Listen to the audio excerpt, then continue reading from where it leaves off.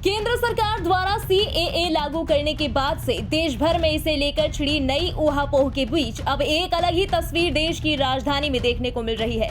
दरअसल दिल्ली के मुख्यमंत्री अरविंद केजरीवाल के सीएए पर बयान के बाद हिंदू शरणार्थियों ने उनके घर के सामने विरोध प्रदर्शन शुरू कर दिया है। प्रदर्शन में महिलाएं और बच्चे भी शामिल हैं। सभी प्रदर्शनकारियों को पुलिस ने बैरिकेडिंग के जरिए केजरीवाल के घर के सामने रोक रखा है। आइए पहले आपको सुनाते हैं सीएम केजरीवाल का वो बयान जिसने इस प्रदर्शन की भूमिका का काम किया। कल भाजपा की केंद्र सरकार ने सीए लागू करने का नोटिफिकेशन जारी किया है। 10 साल देश पे राज करने के बाद ऐन चुनाव के पहले इन लोगों को सीए की बात करनी पड़ रही है। अगर 10 साल में कुछ अच्छा काम कर लेते तो शायद आज सीए की जगह अपने कामों पे वोट मांग रहे होते। आज देश के सामने सबसे बड़ी समस्या महंगाई और बेरोजगारी की है। किसी को भी घर चलाना मुश्किल हो रहा है, इतनी ज्यादा महंगाई हो गई है, कमर तोड़ महंगाई हो रही है। उधर हमारे युवा दर दर की ठोकरें खा रहे हैं रोजगार के लिए, उनके ऊपर डंडे लाठियां बरसाई जा रही हैं। ऐसे में सरकार बेरोजगारी और महंगाई का समाधान ढूंढने की बजाय सीए की बात कर रही है, तो ये बड़े दुख की बात है। ये सीए आखिर है क्या? बीजेपी की केंद्र सरकार का कहना है कि 3 देश, बांग्लादेश, पाकिस्तान और अफगानिस्तान, इन 3 देशों के अल्पसंख्यक जो हैं वो अगर भारत की नागरिकता लेना चाहें तो उन्हें भारत की नागरिकता दे दी जाएगी। इसका मतलब बड़ी संख्या में यहां से अल्पसंख्यकों को हमारे देश में लाया जाएगा, उनको रोजगार दिए जाएंगे, उनके लिए घर बनाए जाएंगे, उनको यहां बसाया जाएगा। अजीब बात है ना। बीजेपी की केंद्र सरकार से हमारे बच्चों को रोजगार दिए नहीं जा रहे, पाकिस्तान से लोगों को लाके उनके बच्चों को रोजगार देना चाहते हैं। हमारे लोगों के पास तो घर नहीं है, भारत के तो ढेरों लोग बेघर हैं, लेकिन बीजेपी वाले पाकिस्तान से लोगों को लाके उन्हें भारत में बसाना चाहते हैं, उनको घर देना चाहते हैं। हमारे रोजगार उनके बच्चों को देना चाहते हैं, हमारे हक के घर उनमें पाकिस्तानियों को बसाना चाहते हैं। भारत सरकार का जो सरकारी पैसा हमारे परिवार और देश के विकास पे खर्च होना चाहिए, वो पैसा पाकिस्तानियों को भारत में बसाने पे खर्च किया जाएगा। इन 3 देशों में लगभग 2.5 से 3 करोड़ अल्पसंख्यक हैं। ये तीनों बहुत गरीब देश हैं। जैसे ही भारत के दरवाजे खुलेंगे, इन 3 देशों से भारी भीड़ हमारे भारत में आ जाएगी। अगर इन 2.5-3 करोड़ में से 1.5 करोड़ लोग भी भारत आ गए तो कौन देगा इनको रोजगार? कहां बसाओगे इनको? बीजेपी वाले अपने घर में बसाएंगे क्या इनको? इनके अपने घर में रखेंगे क्या इनको? बीजेपी वाले देंगे क्या इनको रोजगार? कौन देगा इनको रोजगार? तो प्रश्न उठता है कि बीजेपी ऐसा क्यों कर रही है। कई लोगों से मैंने बात की, कुछ लोगों का कहना है कि ये पूरा का पूरा खेल वोट बैंक बनाने की गंदी राजनीति है। इन तीनों देशों से 1.5-2 करोड़ लोगों को अगर भारत ले आया गया और उनको चुन चुन के इस तरह से देश के अलग अलग भागों में बसाया गया, जिससे जहां जहां बीजेपी के वोट कम है वहां झुग्गियां डाल के अगर इन लोगों को वहां बसाया गया तो वहां बीजेपी का एक पक्का वोट बैंक तैयार हो जाएगा, बीजेपी के वोट बढ़ जाएंगे। और आने वाले इस चुनाव में तो नहीं, आने वाले भविष्य के चुनाव में बीजेपी को इससे बहुत बड़ा चुनावी फायदा मिल सकता है, ऐसा कुछ लोगों का कहना है। मुझे नहीं पता ये सच है कि गलत, लेकिन सबसे बड़ा प्रश्न है कि बीजेपी ये क्यों कर रही है। एक तरफ बीजेपी की हरियाणा सरकार हरियाणा के बच्चों को रोजगार देने में असमर्थ है। रोजगार के लिए हरियाणा सरकार अपने बच्चों को इजराइल भेज रही है। इजराइल में हम सब जानते हैं कि युद्ध चल रहा है, हमारे बच्चों को युद्ध में धकेला जा रहा है। अपने बच्चों को तो रोजगार है नहीं और पाकिस्तानियों को भारत लाके उनके बच्चों को रोजगार देना चाहते हो। मेरी तो यह बात बिल्कुल समझ से परे है। बीजेपी वाले पूरी दुनिया से बिल्कुल उल्टा चल रहे हैं। पूरी दुनिया में कोई भी देश अपने पड़ोसी देशों के गरीबों को अपने घर नहीं लाना चाहता। पड़ोसी देशों के लोगों को अपने देश में आने से रोकने के लिए पूरी दुनिया में हर देश तरह तरह के कानून बनाता है, बॉर्डर पे दीवारें लगाता है, बॉर्डर पे बिजली की तारें लगाई जाती हैं ताकि पड़ोसी देश का कोई भी व्यक्ति हमारे देश के अंदर ना आ सके। बीजेपी शायद अकेली पार्टी है पूरी दुनिया की जो पड़ोसी देश के गरीब लोगों को अपने देश में घुसाने के लिए दरवाजे खोल रही है, बिल्कुल उल्टा कर रही है। एक और बात है सोचने की, पिछले 10 सालों में 11 लाख से ज्यादा भारत के बड़े बड़े अमीर उद्योगपति और व्यापारी भारत छोड़ के चले गए।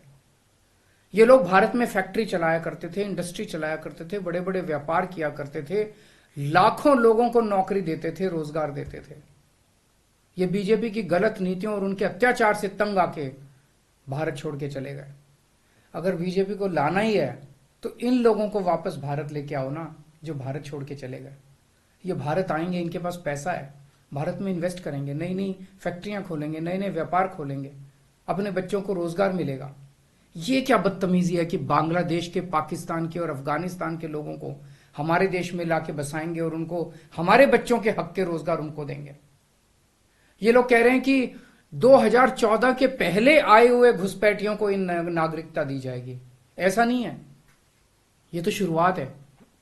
एक बार ये सिलसिला चालू हो गया, एक बार दरवाजे खुल गए तो फिर बहुत बड़ी संख्या में पाकिस्तानी और बांग्लादेश से लोग भारत में आने लगेंगे।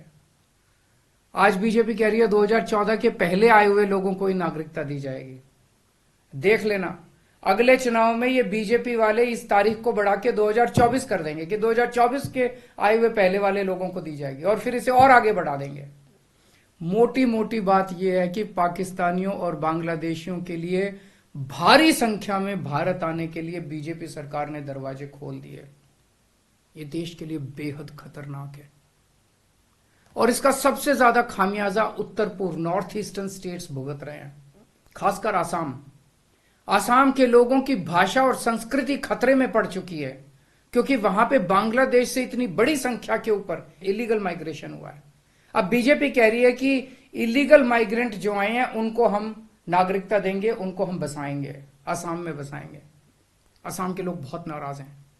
एक तरह से देखा जाए तो हेमंत बिश्व शर्मा जो बीजेपी के मुख्यमंत्री हैं, उन्होंने धोखा दिया अपने लोगों को। अपने असम के लोगों की खातिर उन्हें सीए का विरोध करना चाहिए था। उन्हें कहना चाहिए था कि असम के लोगों की संस्कृति और भाषा दोनों खतरे में है, ये बिल्कुल बर्दाश्त नहीं किया जाएगा। तो दोस्तों, पूरे देश की मांग है कि सीए को वापस लिया जाए। हम किसी हालत में अपने बच्चों की नौकरियां, अपने बच्चों के रोजगार दूसरे देश के लोगों को किसी हालत में नहीं देंगे। वहीं केजरीवाल के इस बयान पर पाकिस्तान से आए हिंदू और सिख शरणार्थी खासे नाराज हैं, जिसके चलते आज सुबह उनके घर के बाहर विरोध प्रदर्शन किया गया। देखिए इस दौरान नाराज शरणार्थियों ने क्या कहा। माफी मांगो, हमारे से क्यों जल रहा है केजरीवाल? हमारे को नागरिकता चाहिए, केजरीवाल को क्या हो रहा है? माफी मांग ले हमारे से, बस हमें हक चाहिए। हमारा हिंदुस्तान जिंदाबाद, हमारा हिंदुस्तान जिंदाबाद, हिंदुस्तान जिंदाबाद। झेलाए तो हमने पता है ना, केजरीवाल को तो नहीं पता होगी ना। हमारा नागरिकता मिल रही है तो क्यों केजरीवाल का जलन हो रही है? मांगे तो मांगे बैठने के लिए थे, सारा नागरिकता दे, हमें ये चाहिए। केजरीवाल को क्यों जलन हो रही है? हमें झेला है ना पाकिस्तान में, हमें पता है ना। हमें भारत में आते हमें 8-9 साल हो गया। केजरीवाल माफी मांगे बस, और कुछ नहीं। माफी मांगे, नागरिकता मिलनी चाहिए। केजरीवाल माफी मांगना चाहिए केजरीवाल, और गलत भाषा बोलता है। जब केजरीवाल ने हमें 10 साल कुछ दिया नहीं है, एडमिशन की सहन भी नहीं दी है बच्चों की, तो हमसे क्यों छीन रहा हमारा हक? हमारा हक क्यों छीन रहा है? केजरीवाल माफी मांग लो बस। मोदी जिंदाबाद है, मोदी वापस लो। केजरीवाल अगर हिंदू हो तो अपना बयान वापस लो। वो दुनिया के लिए पीएम है, दुनिया के लिए, पूरी दिल्ली के लिए पीएम है, वो हमारे लिए पीएम नहीं है। हरिओम, केजरीवाल के मंत्री जो रोहिंग्या के कैंप है वहाँ पे जाके राशन देते हैं, पानी देते हैं, उनको मूलभूत सुविधा देते हैं। आज भारत सरकार ने जो बिगैर कागजों के आ रखे हैं उनको संरक्षण है। जो वीजा लेके आए हैं सब यहाँ पे कानून भारत सरकार ने बुलाया, उनको नागरिकता मिल रही है, उनके हितों के लिए काम हो रहा है, तो केजरीवाल को पता नहीं क्या हो रहा है। डूब के मर जाना चाहिए इसे शर्मनाक बयान से, डूब के मर जाना चाहिए इसे शर्मनाक बयान से। इसने जो बयान दिया है, घुसपैठिया हमें करार दिया है, हमें चोर करार दे दिया है, हमें बहुत दुख हुआ। हमें इतना दुख हुआ है, जो पाकिस्तान में हमारे साथ अत्याचार होता था, ये हमारी बच्चों बहन बेटियों के साथ जो अत्याचार होता था, उससे भी ज्यादा दुख हुआ। जो कल उसने हमें चोर, हमें घुसपैठिया, हम क्या घुसपैठिया नजर आ रहे हैं? अगर घुसपैठिया हम होते तो ऐश करते। इंडिया मुसलमान रह रहे, उनके बारे में नहीं बोलते। बांग्लादेशी मुसलमान रहते, उनके बारे में नहीं बोलते।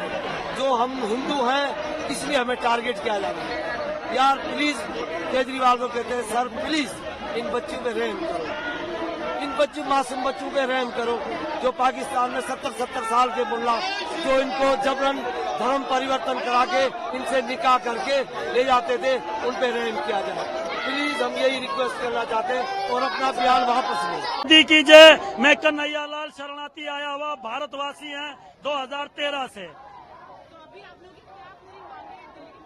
ये केजरीवाल जो है 2012 से हमें देख रहा है, हमारे काम धाम हमारी मजदूरियां देख रहा है, लेकिन फिर भी आए दिन कभी डाकू बोल देता है, कभी चोर बोल देता है। तो इनसे हम विनती करना चाहते हैं, इनको बोलना चाहते हैं, ये डाकू नहीं है। 12 साल से ना कोई डकैत, ना कोई चोरी, ना कोई गलत काम, मेहनत करके खाना।